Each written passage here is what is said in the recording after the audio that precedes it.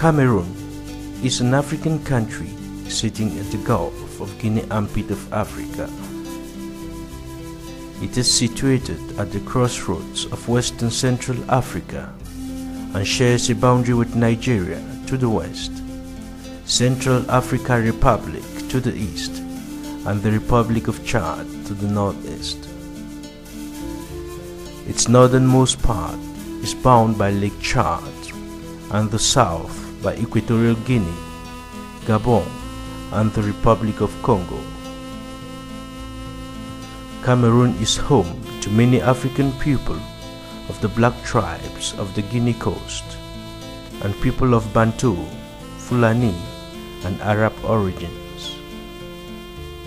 Due to its colonial past and some remarkable events in the life and history of Cameroon as a nation, it happens to be the lone bilingual country in Africa with French and English as its official languages.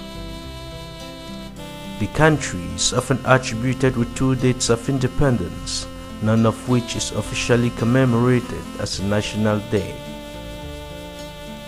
The purpose of this video is to present an overview of some of the most remarkable events that have shaped the life and history of Cameroon as a nation, some debates and controversies around these events, and how they are perceived by some ordinary Cameroonians. It is intended for all learners and those interested in researching and knowing more about Cameroon. Cameroon came under German colonial administration between 1884 and 1919. This 35-year stay still has strong recollections from solid German architectural works that have stood the test of time.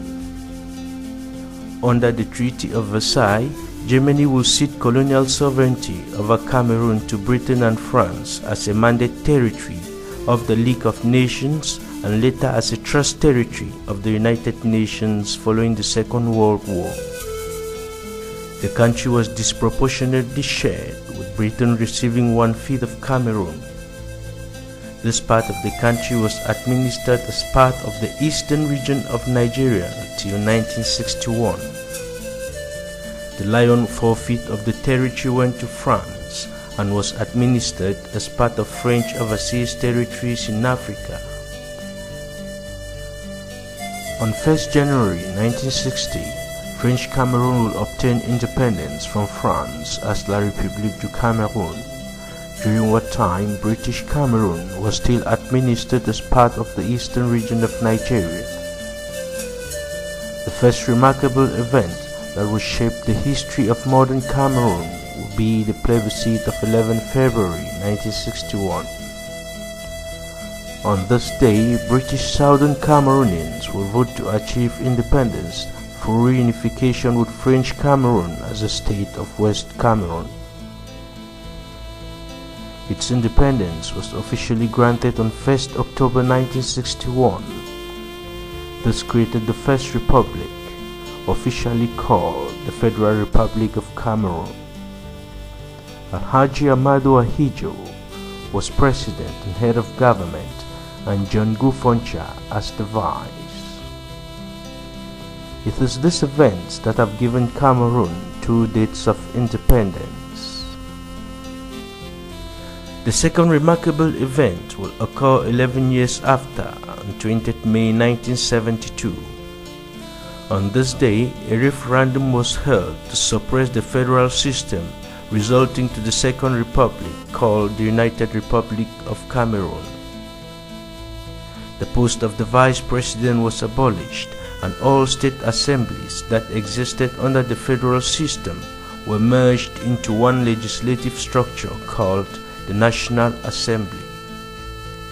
The 2 gold stars on the green strip of the country's flag, representing the 2 states under the federal system, were dropped for 1 star in the middle of the red strip.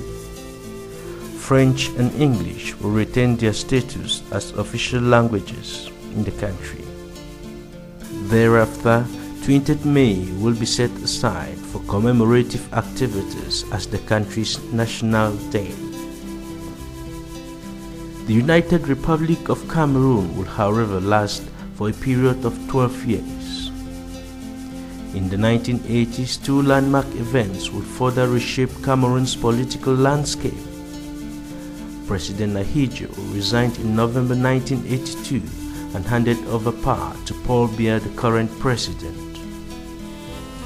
After 2 years in office, Paul Biya, through a presidential decree, would create the Third Republic, changing the name of the country from the United Republic to the Republic of Cameroon. It is this series of events that have given Cameroon its configurations as obtains today. Its bilingual, bicultural nature is explained by British and French involvement in the country. This, however, will not have been enough to shape Cameroon as it is today without the 11 February 1961 plebiscite and the decision by British Cameroonians to obtain independence through reunification with French Cameroon. The transition from the Federal Republic to the United Republic in 1972 and later to the Republic of Cameroon in 1984, it has been politically argued, was a measure to further consolidate national unity. These events resulted in significant constitutional changes that have shaped the political structure and destiny of the Cameroons. They have, together with Cameroon's unique colonial past, orchestrated some debates and controversies in the country. It could be asked, who was Cameroon's true colonial master, the Germans or the French and the British? It is easy to conclude that Cameroon was a French and British colony. The country was separately administered by the French and the British as colonial territories, but in real sense were non-colonized entities placed under the mandated and trust territories of the League of Nations and subsequently the United Nations. The second source of controversy is the presidential decree of 1984 that reverted to La République du Cameroun as the official name of the country. Critics view this as Cameroon under French colonial administration before reunification in 1961. Some argue it as a backstage measure by the French to exert their neo-colonial influence in the country and to dominate its politics and economics.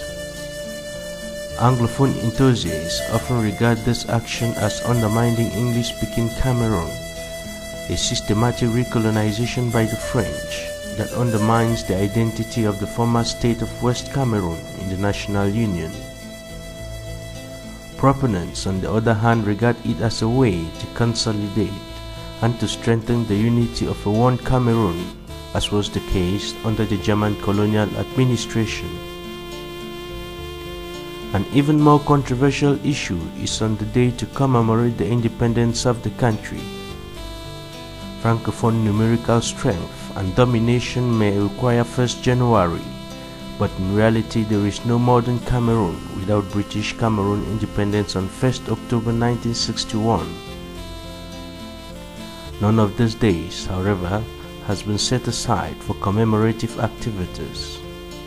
After the 1972 referendum, May 20th has been set aside as the country's national day. These issues notwithstanding, Cameroon has maintained its bilingual and bicultural status since these years. It is one of the most politically stable countries in Africa and prides itself as a peaceful and friendly nation.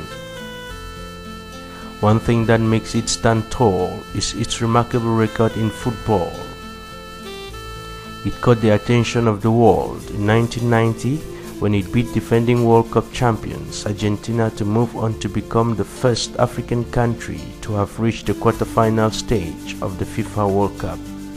Cameroon holds the 2000 Olympic gold medal in football and has produced some of the finest names of world renown in football like Albert Roger Milla and Samuel Eto'o. It has won the Africa Cup of Nations trophy 4 times. In music and culture, the country has produced great talent in the music world such as Manu Dibango, Ebua Lotin, Bendeka, Anne Marinze, Saline Nyolo, West Majiko, Richard Bona, Godo Sitoni, and Didi Eyango. This and many more have crowned Cameroon as a nation. It just celebrated its 50 years of independence and reunification and looks forward to being an emerging country in the nearest future.